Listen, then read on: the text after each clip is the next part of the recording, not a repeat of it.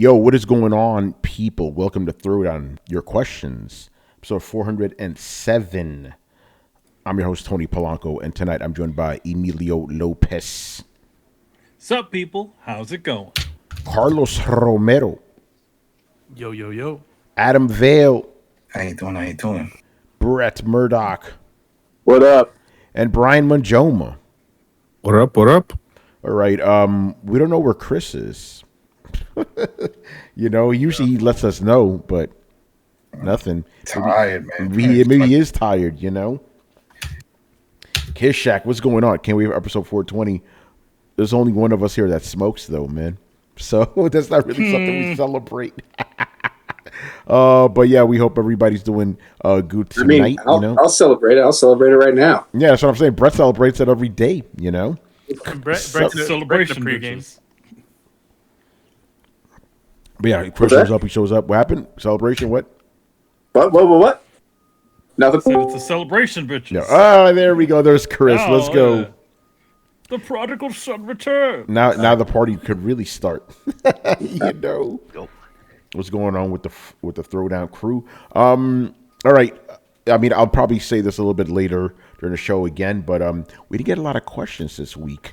So unless you guys want this to be half an hour long, toss us some questions live during the show.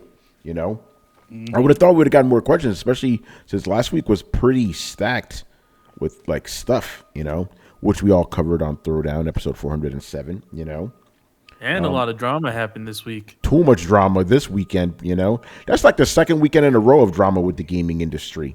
It's like things seem to happen on the weekends. What was the last weekend? I always already forgot, but there was some drama. I was in the middle of it at that time. I was in the middle of it. It's always me and Gene Park. You notice that? Like we're like the most hated journalists in gaming. But no, last week it was some other drama going on. Was it the Bayonetta? It was the voice actors. No? Yeah, the Bayonetta thing and the 30 FPS gate. That was last weekend. Okay. Yeah. Paris because you and Gene talk sense, man. That's why everybody else like. Paris. Paris is the most hated influencer. And me and Gene are the most hated journalists. What about what's his name that went to Bloomberg? Jason Schreier. People don't really care about him like that. And our homie. Well, they spread his words. They're always spreading his shit. Whenever he says something, they make it gospel. Yeah, no, but they don't. I mean, they don't. People don't like him, but they have like a specific type of hatred for me and Gene, which I don't really understand. But it's all good. Packard, right? Packard's always talking shit. Yeah, well, everybody expects him to talk shit, And that's the thing I never understood. It's like if people don't like the person, don't believe what they're saying, then why keep regurgitating? I've always said this, and this is about Throwdown. Some of our biggest fans are actually the biggest haters we have. I don't know what it is. Really? It's like Damien was like our biggest fans. Yeah, that used to be the case back in the day with Damien and other Zinc and those types. Other Zinc. Oh my God! Remember that dude? That guy was a character. Names from the past. Yeah, but well, I mean, the opposite of love isn't hate; it's apathy. So this is true. This is true. So yeah, a lot of drama happening in the gaming industry, but it's all good in the hood. So let's get into it, man. Illustrated Dio leading us off tonight, people. All right, so his question is, first question, which showcase that happened this week was the most fuego, the most fire? Konami, Silent Hill, or Capcom Resident Evil? For me, it was Capcom Resident Evil because I don't really care about Konami. and I mean, I don't care about Silent Hill, So, yeah, Resident Evil by default. Even though I'm still skeptical, Still skeptical about that game. You have to have reservations. Here's the thing. I played a lot of Silent Hill games, but I'm more excited for Resident Evil. Like, I enjoy those way more. And here's the thing. Even though, like, people got excited for the Silent Hill stuff, name one thing they showed that has a date on it. Oh, that's true. Resident Evil has a date, right? It has a concrete date. Well, we'll wait and see. But they said March 24th, right? Yeah. And they have the pre-orders up, and they have they're already selling collector's editions, all this shit. Silent Hill has nothing. We saw concept art. We saw a little bit of cutscenes from the Silent Hill 2 remake. That town hall, that guy said like 5 seconds worth of stuff. Like, hey, look forward to it. Yeah, we're working on it.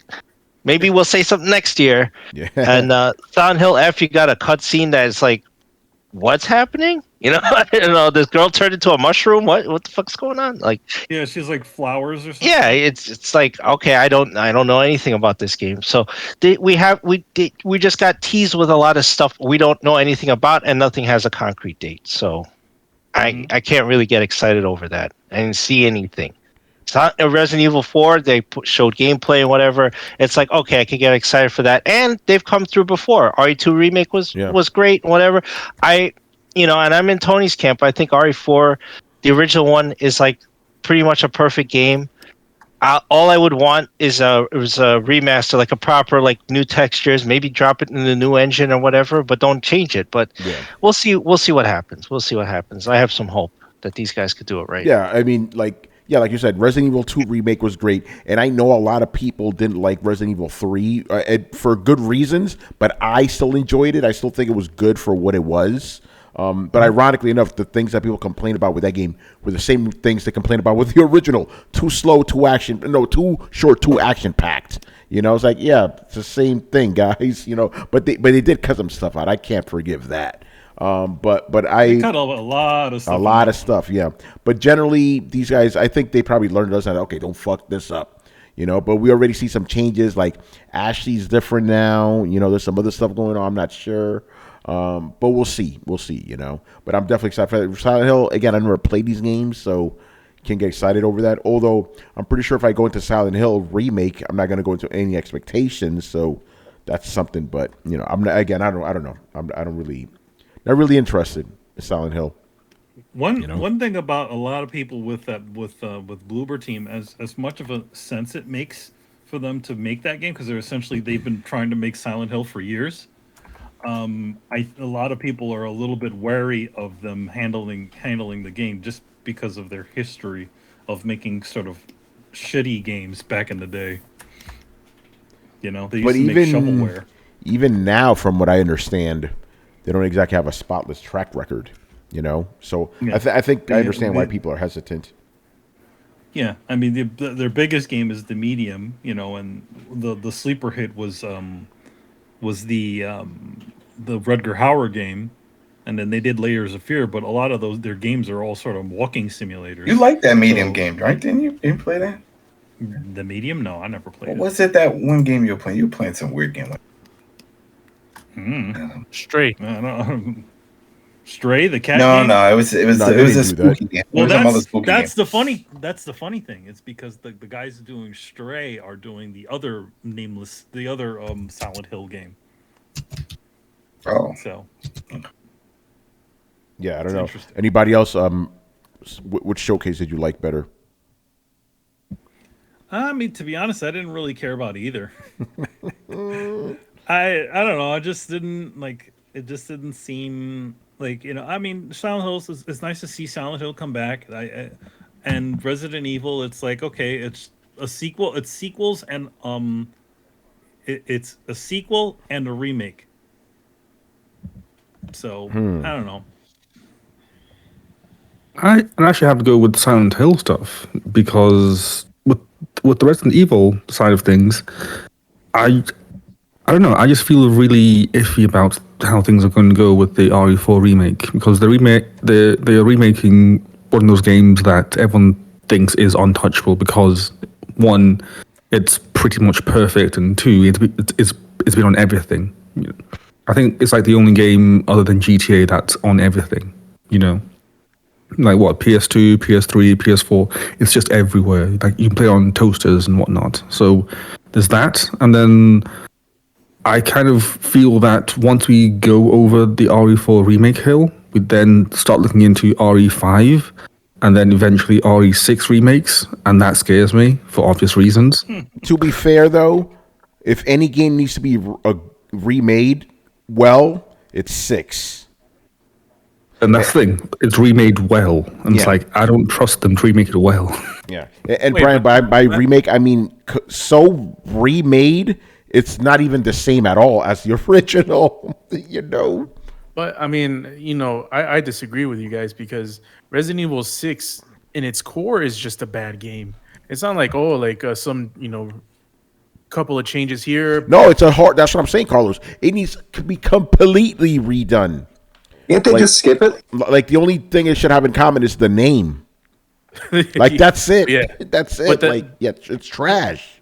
But remakes have the same stories. Like they might add to a couple of different things here and there, but usually the inspiration is still the same. Yeah. And How about we Resident just Evil 6 stop? Inspiration is just Stop trash. at stop at 4. How about that?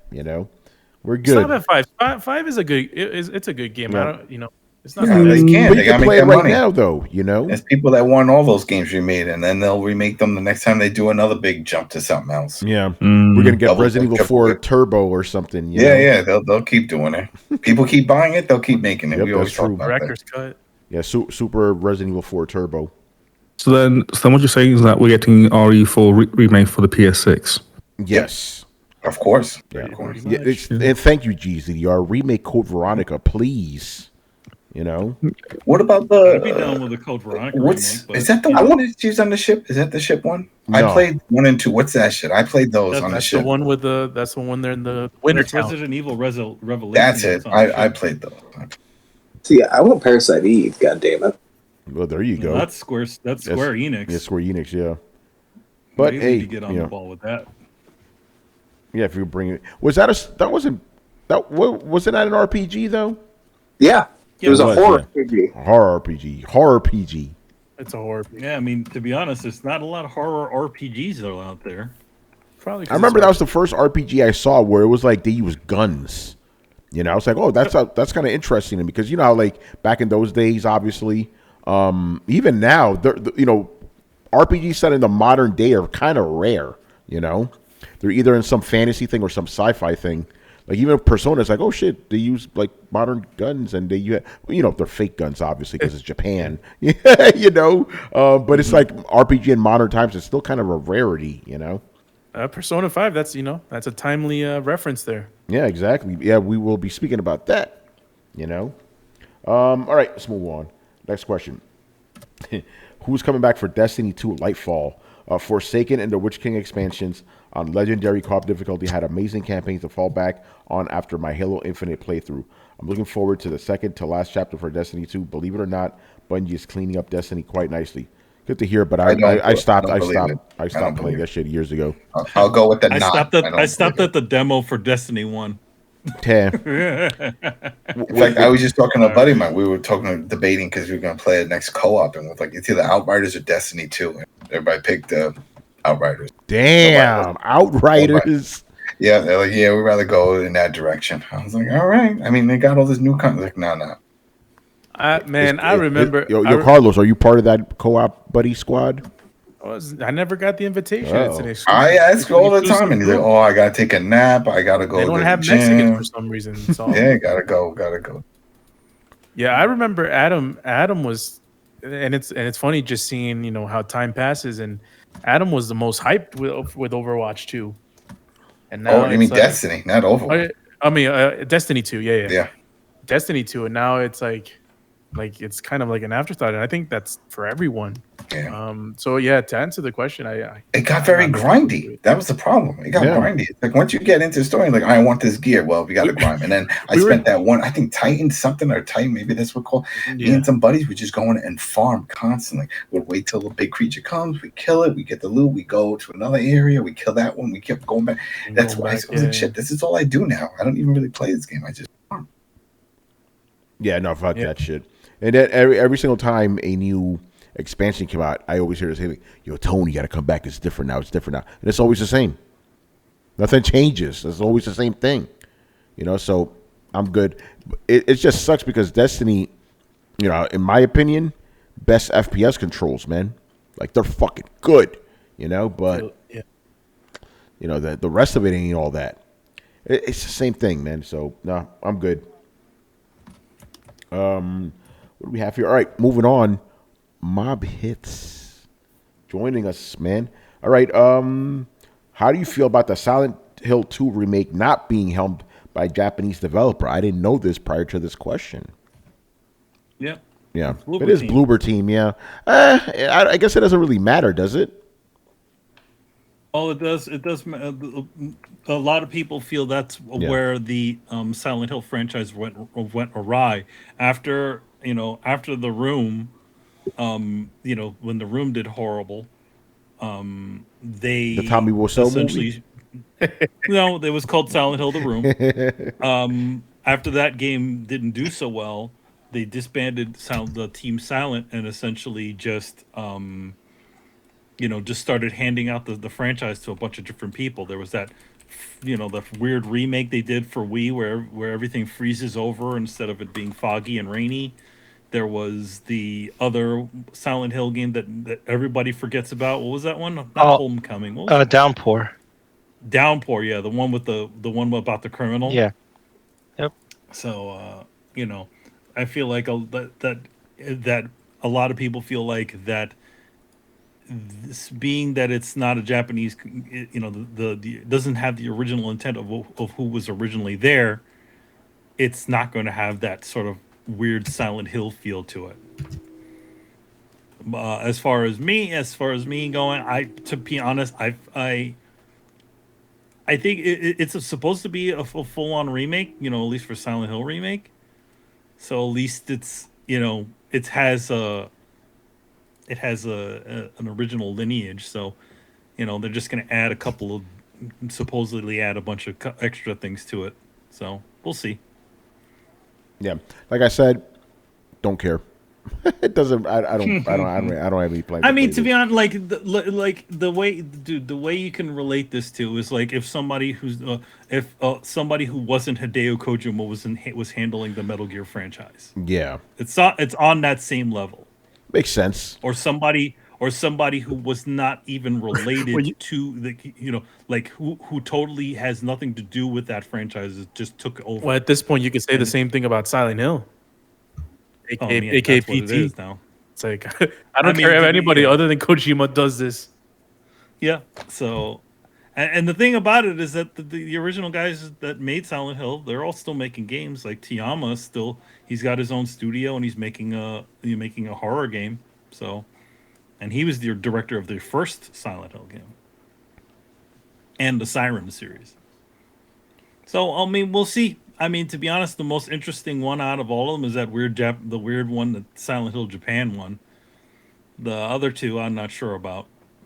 Oh, well, no, there's at least 3 games they announced and one weird interactive game. Yeah, I don't really have any strong feelings about Silent Hill. Anybody else? Mm-hmm. Anybody possibly worried that Bloober Team is handling this? I'm going to reserve judgment because a lot of people are pointing at layers of fear or whatever they did before. And it's like, can they really handle this? I don't know. I have no idea. We'll see. We'll see. I mean, they seem excited about it, and they have Konami kind of, backseat directing them. So maybe. I don't know. At least some of the original guys backseat directing it. Yeah, so I mean, they've kind of guide them like, hey, there was a game before this. You can't just go in the same direction you've gone. Like, we need kind of just stick to this story, and it has to play this way, which means it has to play like Resident Evil. Well, I mean, it'll be interesting. A lot of some of the things people noticed from the little bits of gameplay they did show was that they changed the way the cameras work. So now it's a third, it's essentially behind the character sort of camera as opposed to the fixed camera angles of the original. Oh yeah, like I said, it has to play like Resident Evil. Mm-hmm. So yeah. Could this be a remake on a remake on the level of a Resident Evil 4? Who knows? Dun, dun, dun. Well, I'm guessing that's what they want, right? That's what they're trying. I noticed we're seeing a slight trend here, right? Because Resident Evil kind of started it. Now we got the Dead Space remake. Now we got this remake. Very interesting. Well, everything we were seeing all these remakes already with Burnout and all the other ones. Yeah. I feel everybody's doing it. Well, Burnout didn't really get a remake though. Burnout didn't have a remake. That was a remaster. Remember, that was a 60 remaster. Yeah, that was it's not talking about a remake. Yeah, they didn't fundamentally change the way Burnout works. Yeah, like in other words, for those other those remakes that they did, they weren't just remasters. They were just total remakes, which.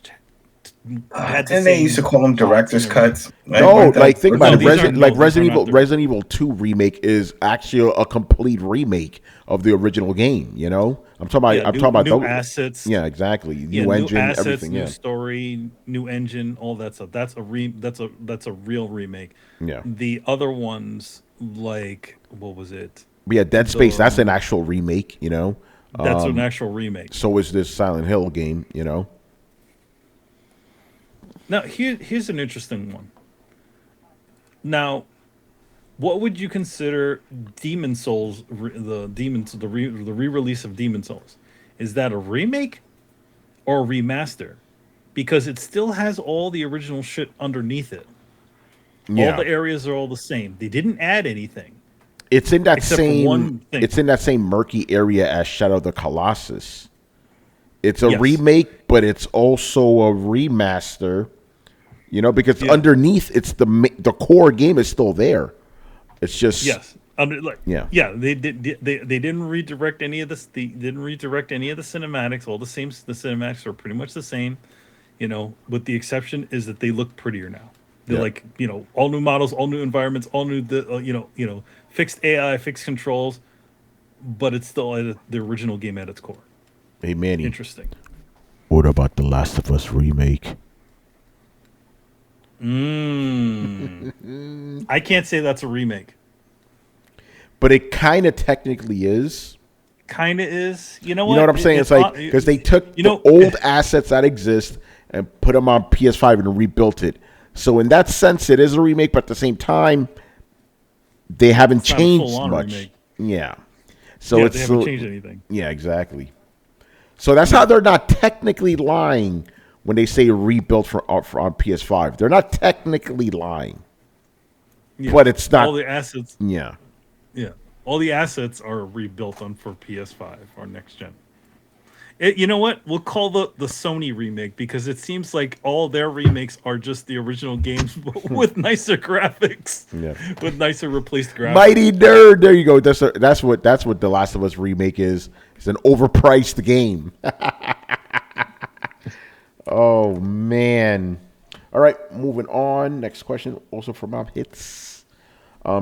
Which fighting game character could go on to have their own standalone game? Not Sub-Zero. Tell you that. Remember that fucking game? Do I? Do I? Not any fighting game character. Why None should of them. They have their own game? Yeah, they're already in the game. Yeah, why would I? Do I need to play Ryu the game? Nah, don't need it. You could play the tiger dude that was in Tekken. Remember, he used to be a wrestler.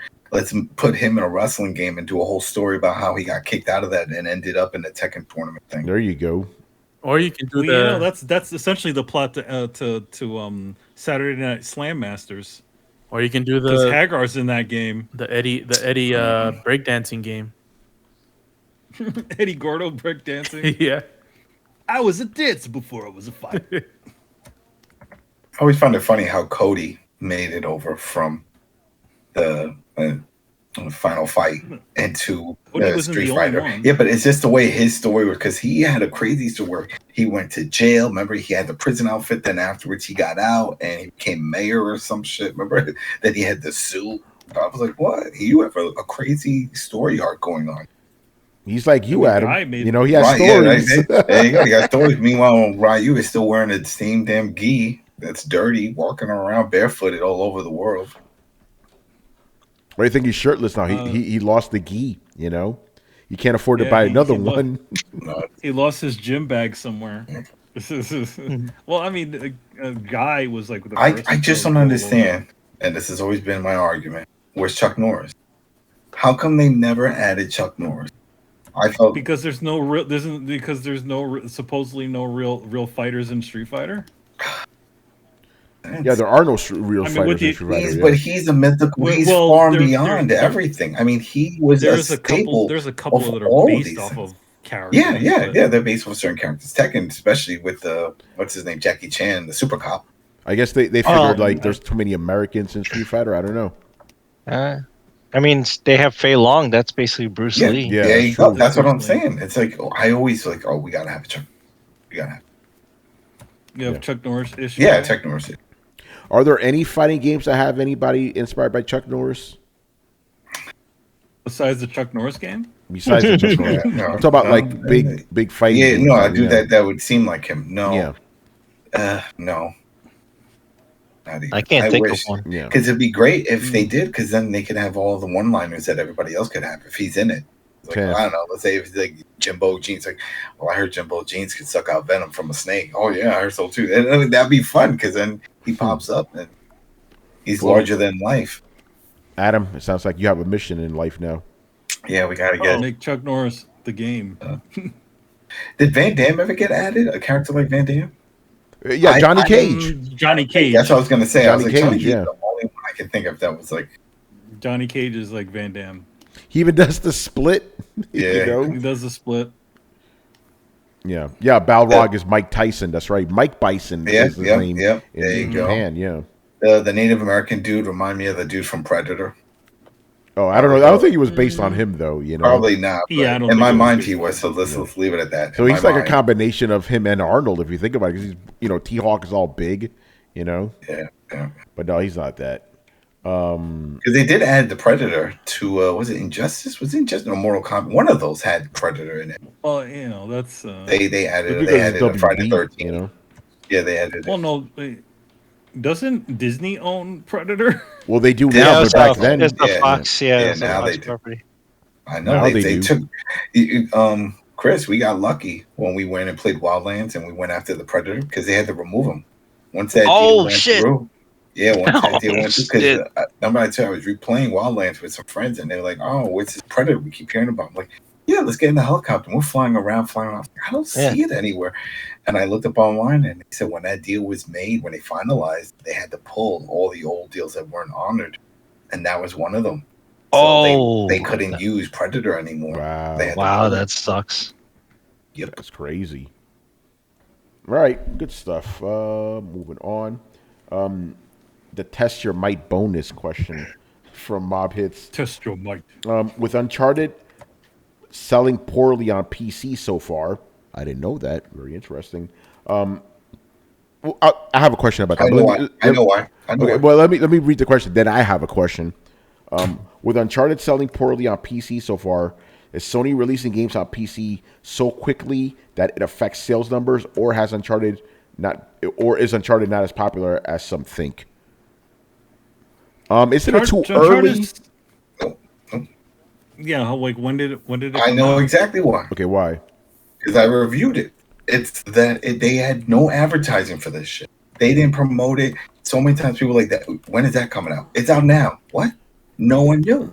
They didn't really care about it. They promote a lot of their shit when they wanted to sell. They promoted the Spider-Man. They wanted to sell. This went under the radar. No one knew. Unless you were on Steam's site or in there getting their emails and stuff, you didn't know it was coming out. Hell, I get a lot of emails from PlayStation and stuff. Hell, even after the rep sent me all the stuff, they still didn't send another email notification letting anybody know that. I'm like, why you not know? Anybody here? You get Sony emails? Anyone? Did you receive any notice that hey, one of their main games is out on I didn't see one. There you go. That's what I'm saying. Why are they doing it? They're not even notifying their PlayStation fans that hey, if you got a PC and you got a Steam Deck, you can pick it up on that and take it on to go. One of your favorite franchises, go with it. Poor advertising or lack of. That's what killed it because the game ran. I put my performance charts up there. It was running from 50 to 60 FPS. No issues. I haven't played it on Steam Deck, but I played on PC because I reviewed it, right? It's legit. It's legit. You know? Yeah. And when they were launched, the day of release, there was a patch, and then that patch gave the little exclamation to a green check. So they were like, nice. Yeah, so it's good to go. So there's no questions of like, oh, well, maybe they still have it. No. They took the time on the back end to make sure it worked on that platform. Then promote it. Yeah. Promote it. Put commercial ad, advertise it. Do something. You know what? I'm gonna agree. I'm gonna agree with you on that one because you're right. When they released Spider-Man, there was heavy promotion for that. You know, God of War, that was another one. They heavily promoted that shit. Horizon as well, right? This one. Here's the thing. No. I knew about it obviously because I covered this stuff. I've been anticipating it for months. But yeah, you're right. If you're just a regular Steam user, you probably didn't even know about this shit. And then just a regular PlayStation user gets emails from them, just their propaganda that they send out. They didn't say, oh, by the way, one of our biggest franchises is now on PC. Do you want to pick that up? Just notify what 20-something, 30 million, whatever amount of people that are sub to that service. They get that. I mean, here's the thing: would the PlayStation install base even care if they wanted? If they interested? I mean, that's the whole point. Why Sony's even releasing them on PC. It's because the interest of those games has sort of gone down. Everybody who's played it has already played it, at least on PlayStation. I'm sure people that want it in that capacity, whether on PC or play it on the go on Steam Deck, which is something that they keep advertising when it's in the email. Hey, this is going to work on there. They know it. It's not like, you could try it on there. We don't know. They know it. So then advertise them like, hey, you take this franchise on the go. You want Spider-Man swinging around? And that's what they did. Tony, you saw the email. They were hyped when they got that patch out, and they mentioned, "Hey, try it on the Steam Deck." Yeah, they did. Yeah, they did. I remember that. But did that come through Sony? Did that come through onto your with your PlayStation emails, or was that just something that you? That's a press. That's a press thing. Yeah, that was a press. Yeah, you only got a press. But that's what I'm saying. From what Adam is talking about is them essentially notifying the install base of PlayStation that this release has come out. Yeah. But to be honest, I don't think the install base for PlayStation really gives a shit that game is out because they already probably played it. It's really about the PC guys getting it in there. I think it's about the PC guys. I think you are right. I think you're most definitely right. I think that they did not promote that game. They essentially pulled a Sony and just released the game and didn't put anything behind it. And the next one is Miles. They're already putting that out. They're like, oh yeah, get ready. In a month or so, it's coming. I already seen that advertisement. Yeah. Yeah. So I was like, all right, let's see. And I'm sure that is going to get billboards and all kinds of shit. This Spider-Man. Mm-hmm. Shoot, the whole thing. And I was like, this is the best advertising. If they want to pull it off. I don't know if they will, but as you know, when you play Miles before the PS5 version, when you played it on that loading that you had, remember where it would show like the train ride? Was it the train ride on there, or was it still on 5? I think it was on PS5. Yeah, he had a you would ride the train. You ride the train. I was like, well, there you go. They could have him, in the commercial ads, advertising, showing somebody doing the same pose on the train, but playing that game on the go. I think that'd be cool. Just to better sell, like but I'm not sure if they. I mean, granted, it is available on Steam, but I don't think Sony effectively just goes out and advertises. They want to make money. That's the point of putting it on. I know that they want to make money, but they're not going to have an ad with Miles Morales holding a Steam Deck. I think I think they're definitely going to have those updates and stuff like that. For people who have Steam Decks, that's fine. But I definitely think that they're not going to put that sort of promotion on essentially a re-release. I don't think they advertised Days Gone on it either. That's when when I found out that came out. I was like, what? I didn't even know they it did very well. That in that case, Days Gone actually did very well, as I remember, on the PC version. Yeah, that's why I think when people actually find out about Uncharted, they'll probably do well too. And I wouldn't be surprised if the whole collection comes later on. They'll probably still release that. Yeah. To be honest, I thought the collection was on there already. Well, the Uncharted Legacy collection that just came out, but it's only. But you're talking about the old one, right? From like the 1, 2, and 3. Yeah, 1, 2, 1, 2, and 1, 2, and 1 and 2. Yeah. Drake something. Yeah, is that on PC? No. Okay. I thought that was on PC already. I thought that was this at first when they saw. I was like, the oldie and bring it up. That's what they've been doing with the Spider-Man. They didn't do Miles and then do Spider-Man. So this is 4 and just Lost. Yeah. And Lost Legacy. Lost Legacy. Yeah. Lost Legacy and 4. Yeah, that's it. And then that's it. And I was like, all right, you know what? Why not start off with the one that looked great? That was like. And it's easier to convert. Yeah. Yeah, it's easy to convert. It's on built on the newer engine and all that. Go with it. Yeah. But if it doesn't sell, I'm really surprised. Brian? Go ahead. I'm just going through like the Sony franchise on Steam, and I just found out that Sackboy Big Adventure is coming out in like 3 days. I never knew it was even announced for PC. Yeah. Oh shit! No idea. Yeah, 27th of October. Yeah. Wow, Sony doing a great job advertising this shit. Wow. It sounds like the way they used to advertise things. That's right. Yeah, they didn't advertise nothing. They're using the Vita strategy. Yeah, right. Even the Uncharted Lost Legacy, I think it was like $40. It wasn't 60 like God of War or the Spider-Man. It was at a budget price. Yeah, well, remember, even on PS5, it was $40. So they're not going to charge more. I guess they do. I guess they do budget prices on non-console games. Well, they definitely charge full price for the Spider-Man. Remember, that was the thing. Like, how much is $60? Yeah, and God of War was $60 also. Wasn't it $70 if you bought it with Miles Morales? No, I'm talking about the PC build. Okay, I'm talking about on PS5. Just so I remember. I think that's how it was, right? Was it? I don't remember. But on PC, how much was it? $60, right? It was 60, but then here, this one, the Uncharted one just came out. That's 40. That wasn't that a $60. But like I said, on PS5 it was already 40, wasn't it? Yeah. But that's what I'm saying. It you would think then lower than Spider-Man and God of War should all have been launched at that price. Yeah. A little less. I guess they're launching at the original price. Which was $60. They're launching it at the premium price. Yes. Because of interest. Oh yeah. That's what they're. Let me see how much they're asking for the mods because the pre-order's already up. Miles. Oh, man. Why would there be pre-orders for something like that? It's not like they're going to run out of. Well, Manny, remember they don't do pre-orders for like. Because that's what pre-orders used to be about, right? It used to be you pre-order so your copy, but that hasn't been a thing for a long time. Exactly. So, like, I mean, other than the privilege of maybe playing it a little earlier, that's enough. That doesn't, I mean, to be honest, it's stupid. That's why I tell people don't pre-order games. They're doing it right now with Call of Duty. You pre-order, you get to play the campaign a week early, and that's the people that are doing it. All right, so I mean, at least that's a thing, but I mean, it's still the pre-order in general is kind of a silly idea, because, especially with digital versions, unless they're offering something specific for it. Usually, they give you something. I don't know what this one is. Yeah. All right. Move on here. Assyrian Air Force.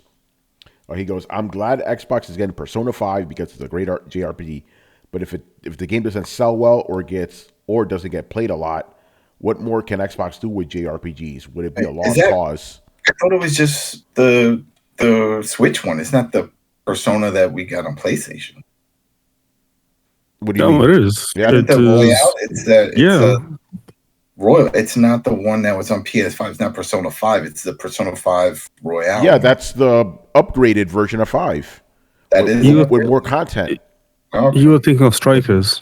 Adam. Yeah. No, this is Royal. This is like, play Persona 5 Plus or whatever, You're thinking about Persona 5 Tactics. Yeah. I don't know. I mean, the game just came out, right? So I guess this is more of a hypothetical. Do you think it's going to sell out well on Xbox? Again, Xbox gamers are not really about that JRPG life, Is it on Game Pass? Yes. Oh, yeah. You already know what's about to happen. Yeah, it's on Game Pass. Like you open Game Pass, it's like right there, like first thing. Actually, no. You know what, Brian? I did hear that people that were shitting on the game now are suddenly praising it because it's on Game Pass. Yeah, everyone does that, so I stopped listening to those types of people. Not surprised there. I was about to say, like, given how they had the entire Yakuza franchise on Game Pass at one point, I think people are primed for that. Yeah, and they left and they came back. Most of them did. But the mouse is going to be $45.99. It's CD Keys has it on sale for $35 if you want to pre-order. Oh, save $10. You know what to get me for Christmas then? There you go. All right, there we go. Now we know. For 2 front teeth. Yeah, $45 is what they're asking. That's gonna be the retail. Yeah. So anyway, what do we think about with the question in hand, though? Like, if this game doesn't do well on Xbox, what does it say about JRPGs on the platform? This is a conversation we kind of had many, many times. Yeah, I mean, to be honest, like, I think it's nice that at least it's free on their game on their service, so at least people who are on the fence about it can play it.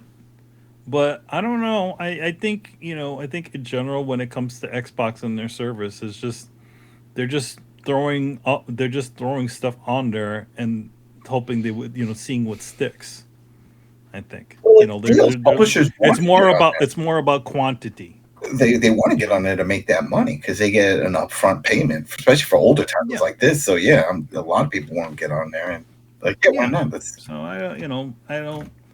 I don't know if it's going to affect anything, but it may not. One thing I think it will mean is that they won't. That Microsoft themselves may not invest in an actual RPG, or RPG or JRPG style game.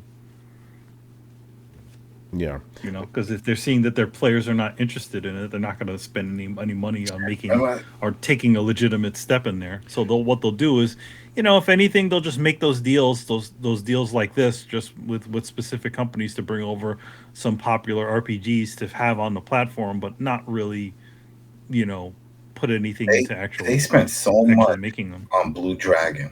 Remember that? They really tried.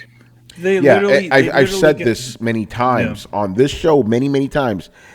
Xbox has tried many times to bring JRPGs to the platform, and they have brought JRPGs, but the fans don't care. They don't want those games. They just want their pew pew pew games. That's all they care about, So I still think they got to keep trying for the few Xbox fans that actually do care about those games. But generally speaking, Xbox gamers just want their shooter man games. They don't care about JRPGs.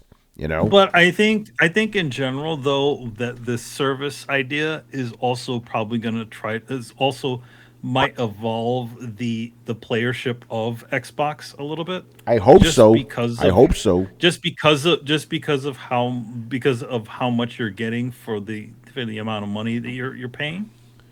I have a question. So I mean, sure. For you, do you think? For me, yes. Kind of related to what you're talking about. Do you think that maybe, the same typical Xbox gamer that wouldn't try a JRPG would be more inclined to try it if it's on Game Pass, since there's no real harm done in a way? I don't know. I don't think it'll be the regular that'll be playing that. I think it'll be the people that have just come on there because because of the deal. I don't think it's the install base of the original install base Xbox people that are going to be playing those sorts of weird sort of titles. I think it's going to be people that have come on there and like, oh, there's more reason to play this thing. Okay. Let me ask a few questions. Go ahead, Brian. Sure. Brett, are you there? Oh, God damn it, Brett. Yeah, I'm here. There we go. Cool. There we go. Have you played Persona 5 yet? No, I have not. Now it's on Game Pass, or are you going to try it? I mean, it's been free on PlayStation forever. Yeah, but now it's on Game Pass. Are you going to try it? Yes or no? No. Okay. I mean, not any more than I already was. It's already on my list of things to try, but it hasn't moved up or down the list. In fact, I'll probably play it on PlayStation. Okay, cool. Just wondering, since you're the resident Game Pass guy. Pass. I think the reason I'm the Game Pass guy is because I had the Sega channel, and it reminds me of that. But I think games it's a different metric, man, when you're not paying for them. And I realize that you are paying for them, right? I found myself telling people lately, it's if I only watched the movies I bought the Blu-rays of, based off of the trailers, I wouldn't watch nearly as many movies as I do now. But I have a streaming service, so I'm willing to give shit a chance. And it honestly lowers the bar. If the game's a 6 out of 10, pretty much play for free. Like, hey, yeah, that was fun. Like, not everything has to be Citizen Kane unless I'm paying a shitload of money for it. It's the new face of casual gaming, I think. Yeah, Brian, you had other questions? Oh no, I just wanted to know what Brett's thoughts were to see if he's planning to get it on Game Pass. Because I'm mostly in like the same boat. I also have Game Pass and go on PlayStation, and to me it doesn't move the needle because I'm just not that interested in Persona. When I eventually get around to it, probably in 2 years' time, yes, but at that point it probably would be out of Game Pass. But again, I'm playing Guardians on Game Pass, so that says something. And I really had no interest in buying that game when it came out. I think it's just going to be the Chivo hunters and the reward hunters. People that want to get the Chivos are like, all right, there's guides out there ready for this game. It's been out forever, so they'll just follow that, get the quick Chivos. And then whenever they add these, usually these type of games are the ones that get added to reward hunters. So they're like, oh, here, we're going to put 50 points on here or 100 points. Now you just got to get to the second level and you get this and you can earn your money and stuff like that. People will jump in just to do those challenges to get the points or the Chivos. All right, cool. All right, moving on. Kiss Shack. And Kiss Shack, we will add your other question as well, sir. Thank you for asking it. Okay, his first one is, are gamers too angry at everything and looking for excuses to get angry nowadays? When did this start? I personally blame the outrage/click YouTubers. That's just me. That's a fun hypothesis. Social media really amplified what was already there. The thing is, here's the thing. Let's back it up a little bit, right? Back in the day, you know, the gaming community wasn't global like it is now. Gaming community was your local group in your neighborhood, right? It was just a couple of dudes, right? Maybe you saw some other guys from another school or something, but it was just you guys, right? And yeah, you would talk smack and stuff or whatever, but at the end of the day, you would always go home to play each other's consoles, right? And obviously, it was all face-to-face. If you're going to say something crazy, you might get fucked up, you know? Obviously, that all changed with the internet. People are anonymous. We're all globalized now, and you know, so it's kind of led to this bigger thing. So yeah, I blame a lot of this on social media, you know, because you could say the wildest, most fucked up shit to people that you would never say to their face, you know. And I think in general, it's not just gamers. People in general on social media are just very angry, very quick to react, you know. I think they've had the bar raised on them, man. Like, I think it's been a slow power creep. I saw a tweet. I don't see many tweets, but I ran across a tweet that I think speaks it well this last week. It said, enjoy 6 out of 10 games.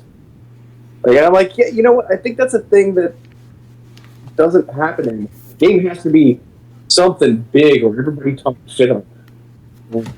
There's lots of games that I've played that are great. They're fun. They're not great. But, you know, I think enjoying games is kind of a state of mind. Like, if you're going in and nothing less than a blockbuster quality thing is going to satiate you, then that's a decision you've already made. Whereas, you know, if you're like, you know, it may be awkward, but there's fun parts about Brett, it. Sounds like you're, you know, falling down a well or something.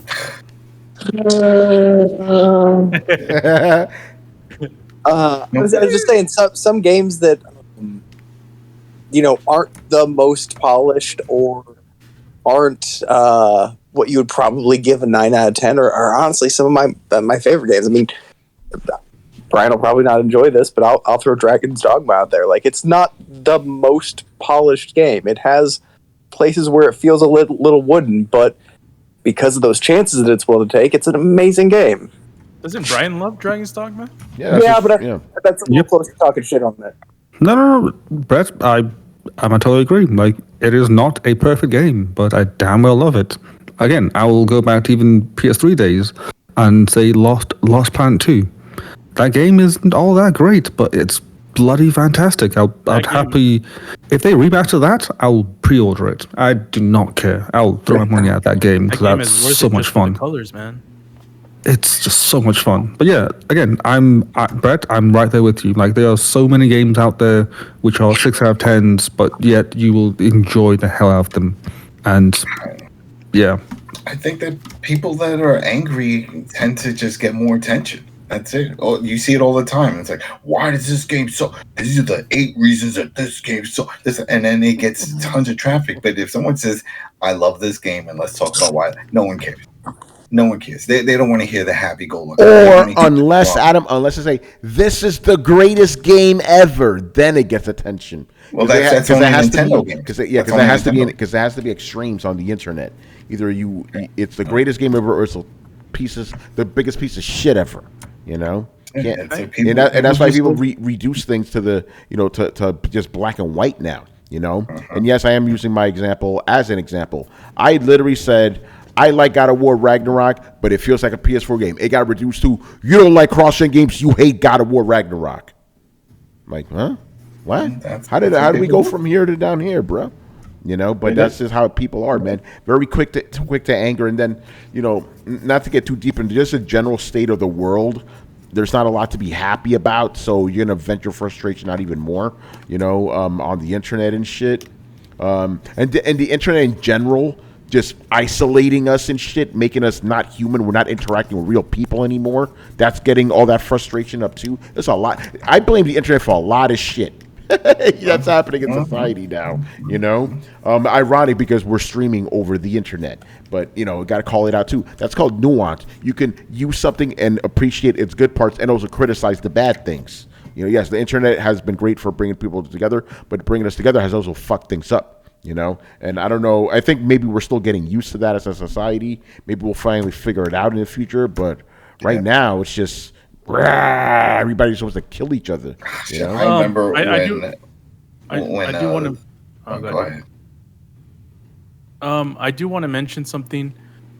There is a lot of that kind of stuff, but my perspective, or at least my anecdote, is I probably wouldn't be playing games if it wasn't for social media right now.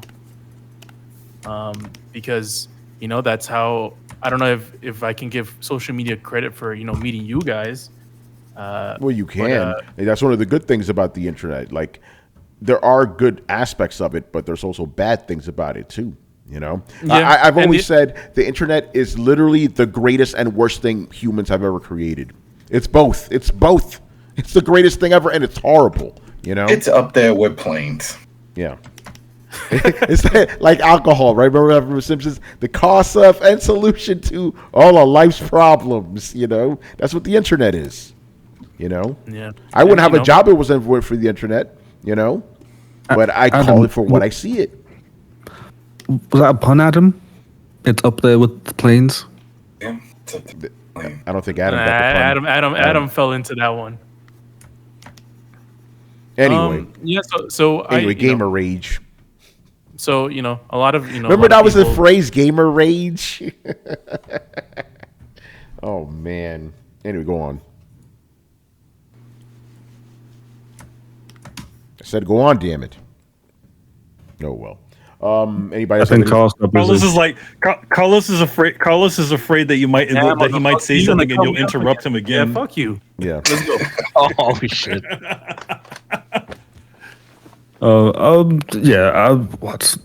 Again, it's a tough one because again, like, it's always the really loud voices that get the most attention. So I think, again, from my point of view, having played like tons of hours of games with other people, there's never really been like gamer rage per se. It's mainly just on the internet, and as you know, the internet is like where all the crazies come and play. Especially on Twitter. So yeah, I think it's just like, again, the loudest voices just get the most eyes because they're so damn loud. Again, it's like the same thing in school. Like those one and two loud kids always got the most attention. Yeah. This shit is crazy. Right. Anybody else have any thoughts on gamer rage? I guess not. All right. Yep. Just par for the course with being on the internet, man. State any opinion on specifically by gaming. You know, coming. I think having an opinion on anything that isn't universally agreed on. But nothing is universally agreed on, you know. Well, there's a certain amount of people that agree that the God of War remake is the God of War soft reboot is the greatest game of all time. I do not agree with this. Yeah, but here's the thing: the people saying that haven't played it yet. You know, I think Manny was talking about the 2018 version. I'm talking about God of War. Talking Dad of about War. soft reboot. Dad of War. Dad of War. Yeah. And Dad of War 2. So I don't know. It's a good game, but it's not the greatest game since ever. Yo, man, you playing that Ragnarok though? Nah, I ain't gonna touch it. Yeah, I figured you would have a higher chance of playing that than like Last of Us though. No, I'm not really interested in either, to be honest. I thought you were gonna say I think you have a higher chance of playing it because it's a PS4 game.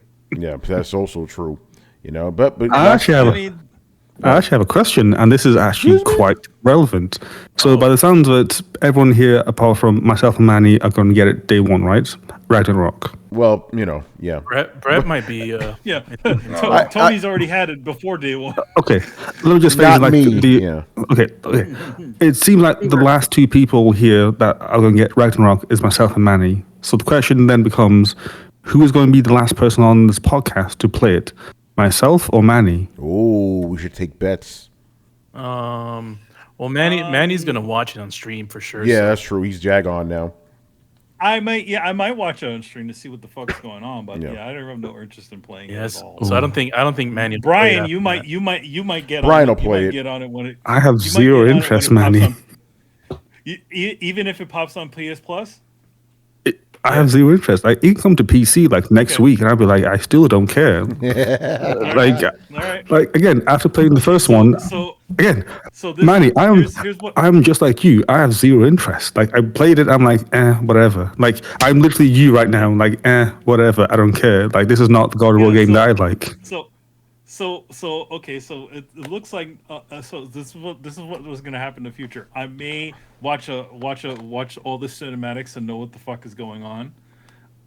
And for you, you're just not even interact. You're just like not even remotely interested, even past that. Unless there's like some interesting revelation about the story, which again, having played the first one, I don't think there will be, because the story of the first one I thought was so I'm like, there's nothing there. Like, again, unless there's like a God of War 2 type ending where it's like Zeus is your father, and then that flips the whole table up. Like, I don't think there's any point. Zeus is your father. What? I did not know this. Yo, Brian, I do have a question for you though. Do you? Obviously, you understand sort of that you Manny and maybe Brett are like the lowest on God of War at this point. Do you recognize that like me, Chris, and Tony are like, God of War fans, but not like those crazies that are say it's the best game ever made and stuff like that, right?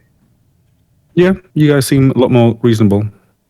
So my question, I like God of War, and I thought the reboot, as you guys call it, Dad of War, was great. And when I play on PC, I'm like, oh yeah, this is fucking awesome.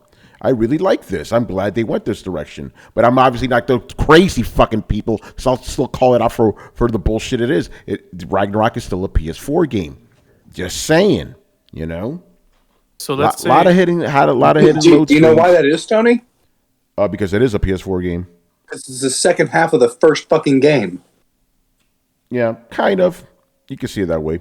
I virtually guarantee you this project, at some point in its inception, wasn't 2 games. Oh, I don't know, because the first one felt complete to me. So, Really? Yeah, it had an ending. They went to go. The whole goal was to spread. They met their goal. I'm not trying to spoil anything. They did their goal. So it was a complete. No, story. that was like an Act 2 climax. That wasn't a finale.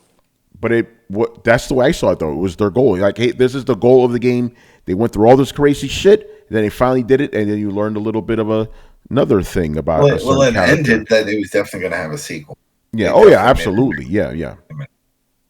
I just feel like story structure wise, it doesn't fill the whole like 3-act hero's journey kind of thing. It kind of stops halfway through. Oh, all right. We agree to disagree then. Anyway, go on. As long as this new one has a little bumping, remember where you had to press the button. I found a few places. What was that? Siri. Whoa. Remember the old school Kratos going into the room? Oh, they don't do that anymore. You already know. Oh, come on. Yeah. Oh, by the way, that's not a spoiler. I haven't seen it, but I'm guessing that shit's not in there. They're not going to do that anymore. They're not bringing that back. You already know they're not. Yo, Brian. So let's say for some, and I doubt this will happen, but let's just say that me, Chris, and Tony, after we play the game and we talk about it on the podcast, we start saying hyperbole, like this is the greatest game ever made, or even close to that sort of chatter from us. Would that ever move tip the scales for you, or like at least move it a little bit, or would you still be like, nah, you know what, not interested? Okay, this is a story that makes sense. On launch day of Dad of War, I watched a video from this YouTuber called Skill Up. He's this Australian guy, and he called it the game of the generation. After watching it, I rolled my eyes and said, no, this can't be the game of the generation. I highly doubt it. And then I watched a bunch of other reviews, and they all said similar things. And I'm just like, either these people don't know what they're talking about, or there's something very up with it. So I'm like, yeah, I don't. Again, singing high praises of like that, it's that great, makes me just wonder, like, okay, what are they overlooking to make them say that? Because there has to be something.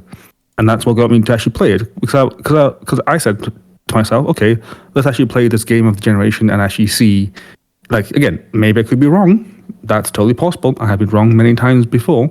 But let me play it and see. And then I played it and it's like, yeah, it's not game of the generation. It's kind of a bit meh. Like, I played it once. I have no intention of playing it again.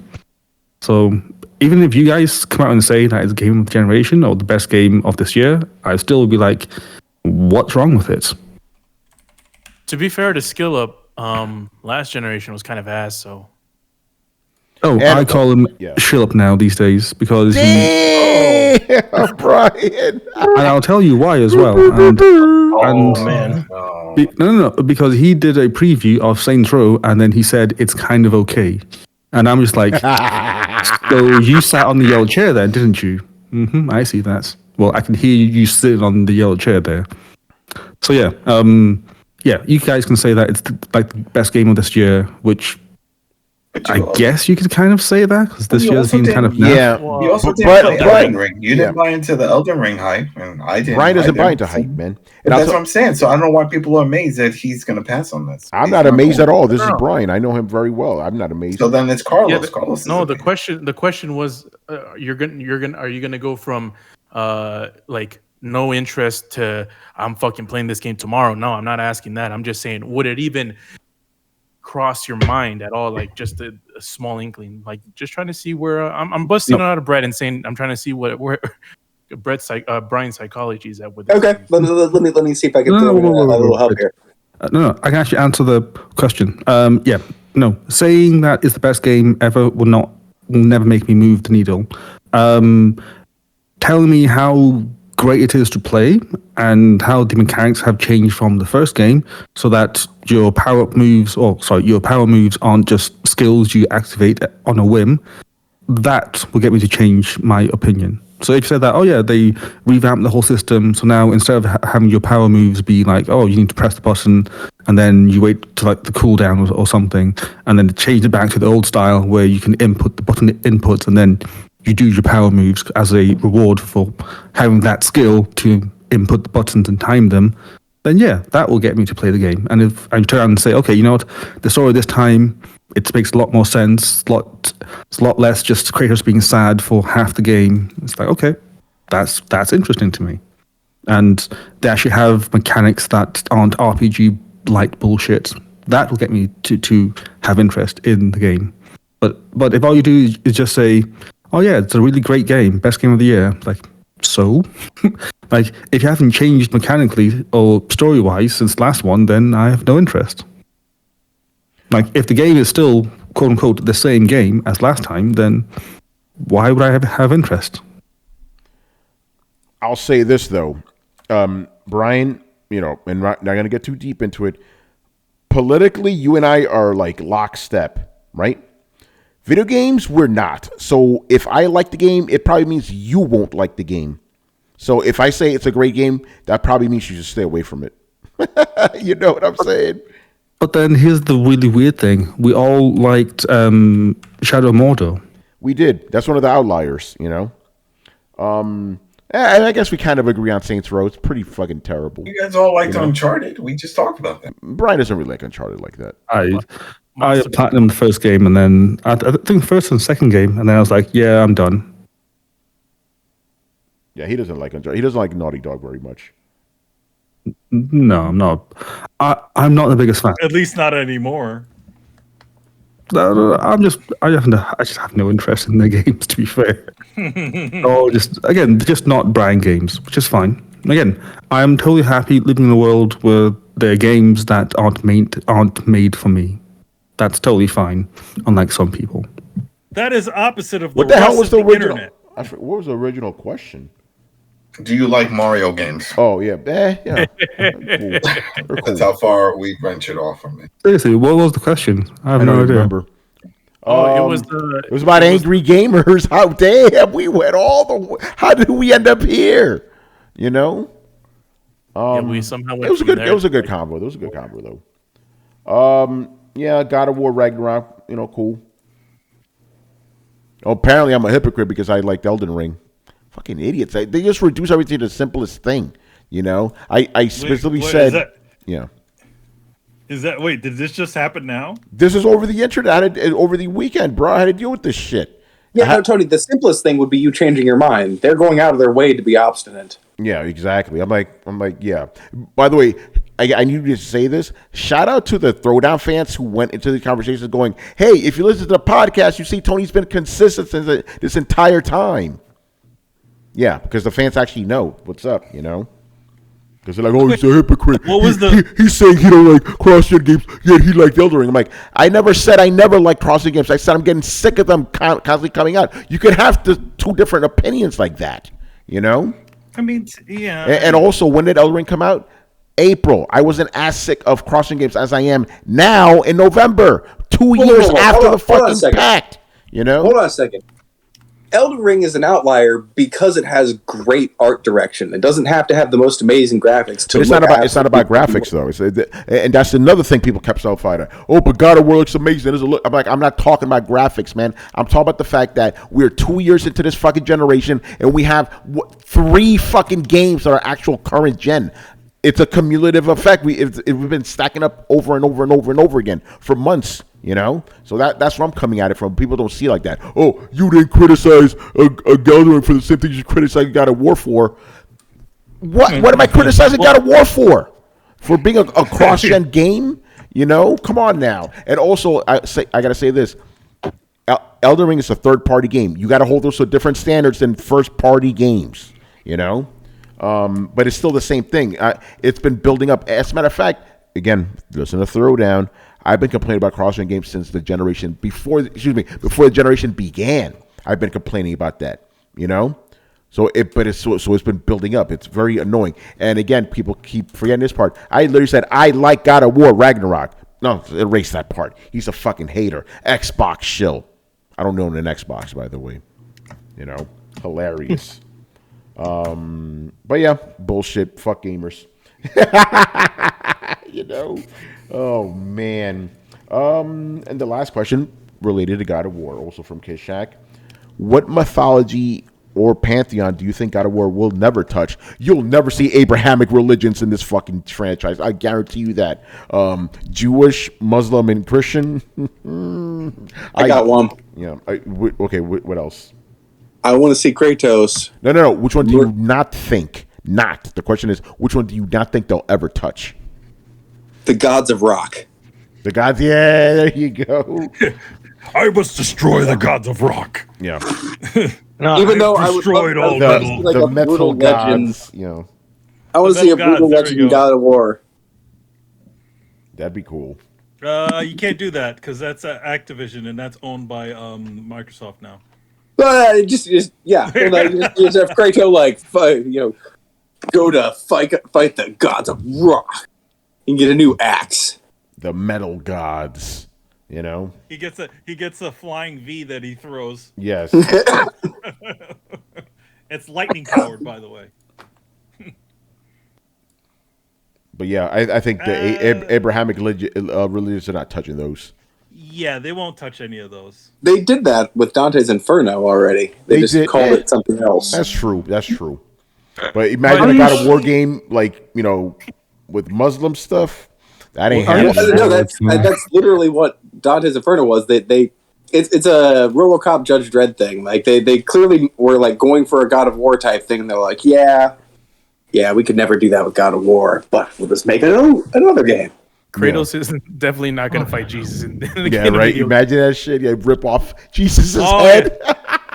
Oh, he crucifies Jesus. Oh man, he is like Greek or Roman, right? Like he's Greek. He's Greek. Yeah. Greek. Yeah.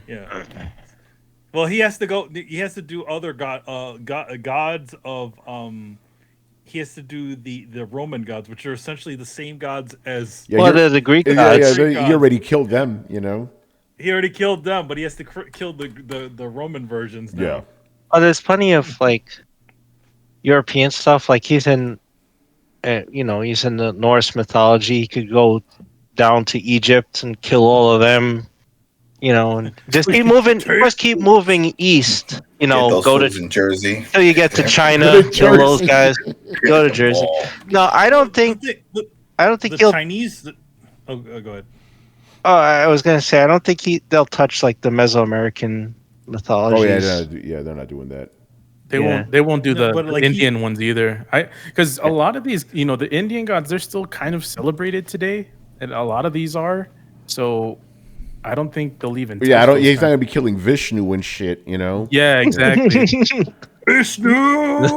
We're talking about the last place they would go because I guarantee you it will be African pantheons. Yeah, they probably won't either. Yeah, they probably won't do a lot because people just get offended. Yeah, no, he would go after. He'd go after the Egyptians. Yeah, that's it. Yeah, it would just be Egypt. Yeah, just Egypt. I would. It wouldn't be Christianity. It wouldn't be essentially the what Tony said. So, do you think Buddhism's safe? Buddhism, I guess. Buddhism doesn't really have a god, though. Yeah, it's that fat guy, I can't. Not really. Kratos kicking the shit out of Buddha. Yeah. A lot of the Asian religions don't have, religions are not really religions. They're more like ways of living. Yeah. Philosophy. Buddha's not a god. No, like you chanting Nam-myoho Renge-kyo. Yeah, he's just a guy that just sort of, essentially just reached the ultimate level, but not really like a god. He's never a god. Same thing with Taoism, and the other ones. They're all like ways of living, but they're never actual, Yeah, you're not for Japan. For Japan, though, you could possibly go through all their demons and stuff. Like, dude, I want to see Shintoism. That'd be great.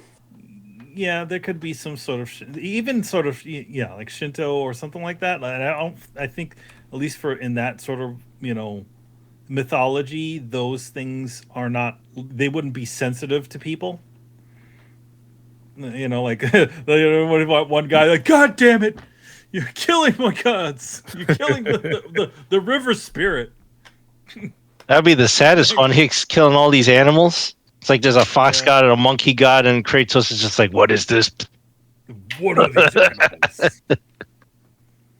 I mean, he essentially goes into Spirited Away. Their world. You need like that's the next God of War. It's just him on him working at a hotel for spirits. At a hotel. In a hotel. Well, I don't know what that place was. Was it a hotel that she was in? It's like a hotel and spa or something. No, there's a spa part. A spa hotel for spirits. All right. Shout out to Fergus Mills. in the Oh, chat. Fergus Mills. Got a couple Did more he save questions. our souls? Yes, he did. He saved our souls. He saved the podcast from ending. Got a couple more questions here. All right, first one. What are some games that could benefit the most popularity-wise by being available on every platform the way it seems Persona 5 Royal is? So I guess games that are exclusive that could be on other platforms, for Fergus, is that what you mean? All Nintendo games? Yeah, that's what I was going to say. Pretty much, I mean, Mario will sell on anything. You already know. Zelda would look better. Zelda would be a lot better on actual system, He also goes, to clarify, hearing Brett and Brian talk about playing the free base Persona 5 on PS4 over Royal. He goes, Persona 5 base equals eating A5 Wagyu alone at home. Persona 5 Royale equals eating A5 Wagyu with the perfect pairing of wine and Scarlett Johansson as your date. What is Wagyu? Wagyu beef. A type of beef. Okay. It's Japanese beef.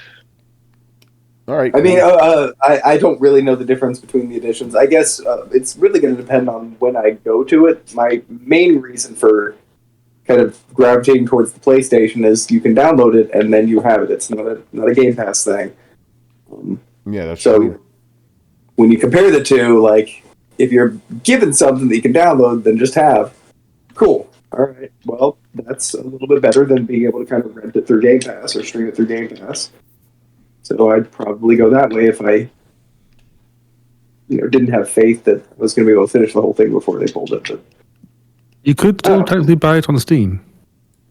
This is true. Steam. This is true. Steam deals are. Is it me or Steam deals not what they used to be? Yeah, they only do it for the big events now. It used to be all the time. Now the trick is they want to get if you're really following. So basically, if you let's say there's a certain franchise, if you add them to your wish list, you'll get a special promotion deal that's timed for like 24 hours or something. So if there's stuff that you're sort of interested, just add it to your wish list, and you'll be surprised. Sometimes something will pop up like a flash deal type of thing.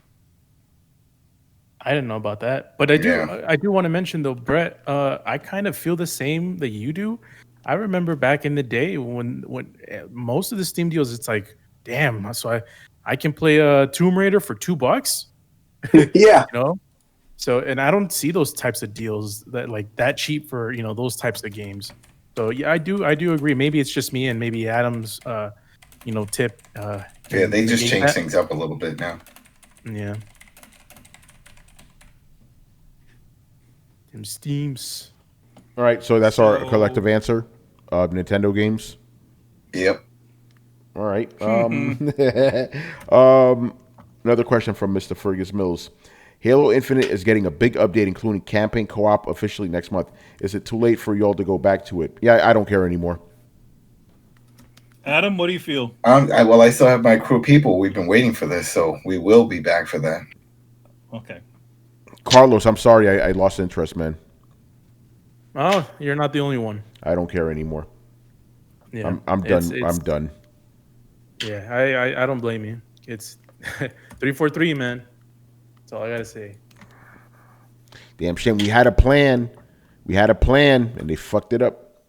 No, we stuck with the plan. It was Microsoft and 343 that didn't. So yeah. Oh well. Mob hits with the bit. All right. Bob hits bits. All right. Hold on. I read something here from Mirage Leonardo 84. That's a name I'm familiar with. Hello. Sup, Leonardo. Yeah. He goes, I know the game got a lot of flack due to the toy gimmick, but you can actually play it without the ship toy. What game is he talking about? Okay. You can actually play it without the ship toys, but Starlink Battle for Atlas gets a bad rap that it doesn't deserve. To me, it literally felt like a Mass Effect Star Fox crossover, and they left it open for a sequel. I enjoyed it, though, and you can play 2-player split screen and story mode co-op. I beat it tonight. Cool. I'm not familiar with this game. Yeah, it's the Ubisoft game. Yeah, I got it. Isn't Starlink that Ubisoft, that Elon Musk thing? No, that's his satellite internet Starlink, program. yeah, it's also called Starlink. Okay, because that's what I know Starlink is. Yeah, no, it's an Ubisoft game that came out. It was multi-platform, but the Nintendo version added the Star Fox characters to it. And I got that for Kristen. Came with the R-wing, came with the little thing, and it interacted with the game somehow. I forget how, but it you could jump off planet, kind of like No Man's Sky. You could just like fly off planet and then go to another one. It looked pretty cool, and it was a great idea. It's just that fucking Ubisoft didn't do anything with it, and they should have made deals like that with the other platforms to put like some kind of a space IP into Starlink. The only one they did that with was Nintendo. Like on Xbox, it's just and I think PlayStation, they're just the characters, just the Ubisoft characters. Whoever was in the game, that was it. Yeah, I don't know. I didn't know about this game. Yeah, I'm glad you like it. But you just yeah. You did, but the thing about it is, it's one of those games that wasn't a Tony interest, so it got deleted from your mind. Yeah, we talked about this game. No, I don't remember. So I don't remember it. So what happened? No, I mean it was part of one of the Ubisoft E3 things. No, probably was. We did talk about it. Same thing with it was came out around the same time as the Rabbids game. Yeah. Too. Yeah, I know about that game. The Rabbids game just came out. Or is coming out, one of them. Oh, it's out. Well, it's out. The first version, the first version of that game. Okay, the new one's out though. Yeah, new one's out. Sir Rich a lot. Oh, what are you guys doing in the chat? Rich, man, I didn't know you like Gotham Knights like that, man. Oh man. All right, I think that's gonna do it for us, man. Another good show. Do we have anything to plug around here? Nope, nothing over here on this side, but there's stuff in the works. Good stuff. Carlos, do you have anything to plug? Guess not. All right, Adam, you go ahead. We got the episode of I'm Negan that's out for season 11, episode 21. And this is Outpost 22, which is a dumb name. It should have been episode 22 to match. Whatever. Mm-hmm. It's 21. That's out on Spotify, iTunes, and YouTube. So that's I'm Negan. So if you're interested in knowing what's going on with the final portion and of the final season for The Walking Dead, myself, Carlos, and Rich Bailey Jr., we break it down. Oh shit! Go ahead. Yeah. And we don't break it down. We break it down. Remember when the In Flames did that? It's like what? That dude died. Break it down. Yeah. From In Flames. Oh no! I'm thinking the dude that said break it down. Bottom, no, the dude that said break it down for DX. He died. Oh, okay. Oh shit. Oh yeah, he Generation X song. That's sad. Yeah, that dude. All right, man. Anyway, thank you for hanging out with us tonight. Make sure you follow Throwdown on Twitch and Twitter. Join the Discord where the conversations and the rumors are always popping and flying. We could find us on any podcast app on the planet. Throwdown Show towards Throwdown Show, your favorite podcast app. Check us out. Spotify, iTunes, Samsung. We're all over the place. Amazon, you can find us on throwdownshow.com to listen to previous episodes. And if you've been watching us on YouTube and enjoyed the content, make sure you hit like, subscribe, and hit the bell to be notified of when our premieres go live. Links are located in the description below. Once again, our show is Tony Polanco, and tonight I was joined by Emilio Lopez. See you next time. Chris Seeley. Hey, take care, everyone. Carlos Romero. Deuces. Fuck is Carlos. Later, people. Adam Vale. Have a good week, everybody. Brett Murdoch. Take it easy, party people. And Brian Manjoma. It is official. Boris Johnson will not be our next PM as he's dropped out the race. Damn, already? Well, he came back, but then he dropped out. I kind of wanted the guy back. He's crazy. I just like his hair. Yeah, I like his hair, All right, people. We'll see you on Thursday, man. Sada drama. Later, people.